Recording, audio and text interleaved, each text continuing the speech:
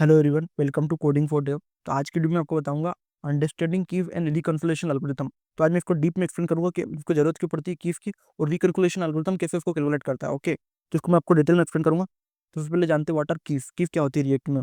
तो की एक स्पेशल स्ट्रिंग एट्रीब्यूट होता है जब हम क्रिएट करते हैं एक लिस्ट को एलिमेंट के साथ, तो उसके बाद हम आता है। ओके, तो जैसे हमारे पास एक अरे है फ्रूट्स नेम के, उसमें फ्रूट्स है, हम जब इसको मैप करते हैं तब इसको फ्रूट देते हैं, हम एक की देते हैं। तो जो ईच लिस्ट में जो की होती है वो हेल्प करती है रिएक्ट को आइडेंटिफाई करने के लिए कि कौन सा आइटम चेंज हुआ और कौन सा आइटम ऐड हुआ और रिमूव हुआ। तो ये की उसको आइडेंटिफिकेशन कराती है। तो अब बात करते हैं रिएक्ट रिकॉन्सिलेशन एल्गोरिथम होता क्या है। तो पहले जानते हैं रिकॉन्सिलेशन होता क्या है। तो रिकॉन्सिलेशन एक प्रोसेस होती है रिएक्ट में जो कंपेयर करती है न्यू वर्चुअल डोम को जो प्रीवियस डोम है। तो उसमें जो भी चेंजेस होंगे और अपडेट्स होंगे वो रियल डोम से कंपेयर करेगी। तो इसका गोल क्या रहता है कि हमको एफिशिएंटली अपडेट करना होता है यूआई को विदाउट री रेंडरिंग इंटायर डोम। कोई इंटायर डोम का यूज नहीं करना, हमको उसके डोम के कंपोनेंट को, अगर उसमें कुछ भी चेंजेस हो उसको कंपेयर करता है चेंजेस के अकॉर्डिंग, ना कि पूरी डोम को चेंज करता है। ओके, तो इससे होता क्या है, जो एलिमेंट्स होते हैं उसमें डिफरेंट टाइप्स होते हैं जो डिफरेंट ट्रीज प्रोड्यूस करते हैं। जो लिस्ट क्या करता है, जो फेम की रहती है वो रिप्रेजेंट करती है फेम कंपोनेंट अक्रॉस रेंडर्स। अब क्यों की इंपॉर्टेंट क्यों रहती है, क्योंकि रिएक्ट रिलाइज करता है कीज पे, क्योंकि वो मैच करता है एलिमेंट को रेंडर्स के साथ। वो डिसाइड करता है किसको अपडेट करना है, किसको मूव करना है, किसको रिमूव करना है। ओके, तो अगर आपको प्रॉपर कीज का यूज करना है तो अगर आप नॉर्मल आइटम से रहते हैं इस तरीके से देते हो, लेकिन उसमें चेंजेस में इस तरीके से हो जाता है, तो आपको उसमें की इंडेक्स का यूज करना है। तो अगर इंडेक्स की का यूज करोगे तो रिएक्ट क्या करेगा, वो मिस्टेकली थिंक करेगा ए को बी के जगह, क्योंकि वो बहुत इंडेक्स जीरो है। तो इससे क्या हमारा इनकरेक्ट डोम अपडेट होगा और हमारा इनपुट स्टेट भी लॉस हो जाएगा और विजुअल ग्लिच भी आपको शो होंगे। इसलिए आपको हमेशा की का यूज करना चाहिए। अब बात करते हैं गुड वर्सेस बैड प्रैक्टिसेस।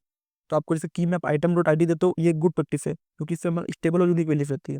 और की इंडेक्स बैड प्रैक्टिस रहती है क्योंकि आपको अंडरस्टैंड नहीं कर पाती आपकी लिस्ट के चेंजेस के ऑर्डर को। वो की व आइटम अगर यूनिक है तो ओके, क्योंकि वो एक्सेप्ट करेगी अगर वैल्यू यूनिक होगी। अगर नो की दोगे तो सबसे बेकार है वो, देखिए रिजेक्ट को जो उसकी परफॉर्मेंस बहुत ज़्यादा पोअरली डिक्रीज हो जाएगी अगर आप की नहीं दोगे। तो अगर मैं आपको रियल वर्ड एग्जांपल बताऊं, तो अगर आपके टू डू है, आपने उसको मैप करा तो आपको टू डू देना चाहिए, उसमें इंडेक्स देना चाहिए। क्योंकि उससे क्या होगा, अब जब भी रिमूव करोगे फर्स्ट एलिमेंट को तो इंडेक्स पे की लोगे तो रिएक्ट देखेगा उसको सेम की को सेम पोजीशन पे, तो इनपुट उसका रिटर्न नहीं होगा और राइट वैल्यू शो नहीं होगी। इसलिए आपका यूआई ब्रोकन लगेगा। इसको फिक्स करने के लिए आपको उसकी टू डू की आईडी देनी है ताकि उसको प्रॉपर डाटा परसिस्ट हो सके। ओके, अब की डोम को कैसे अफेक्ट करती है, इसको सिंपल डिफिजन कि जैसे हमने की 1 2 3 और 4 2 3 दी, तो रिएक्ट का बिहेवियर क्या रहेगा, रिएक्ट की 1 रहेगा तो रिमूव कर देगा, की 2 रहेगा तो मूव करेगा, और की 3 रहेगा तो उसको इंसर्ट करेगा। तो रिएक्ट करता है, अवॉइड करता है री रेंडरिंग बनाना वाले में अननेसेसरी, क्योंकि स्टेबल की वजह से। अब बात करते हैं कीज इफ नेस्टेड लिस्ट। जो अगर री रेंडरिंग होती है नेस्टेड लिस्ट में, वो इंश्योर करती है कि एवरी एलिमेंट हमारे लूप का की पास हो, ना कि टॉप लेवल वाली लिस्ट। तो अगर मैंने कैटेगराइज डॉट मैप में मैंने लिस्ट लगाई तो की क्या होगी, cat dot I D, cat dot name, और उसके केट की आईडी पर अगर मैपिंग होगी तो उसको प्रॉपरली शो करेगा।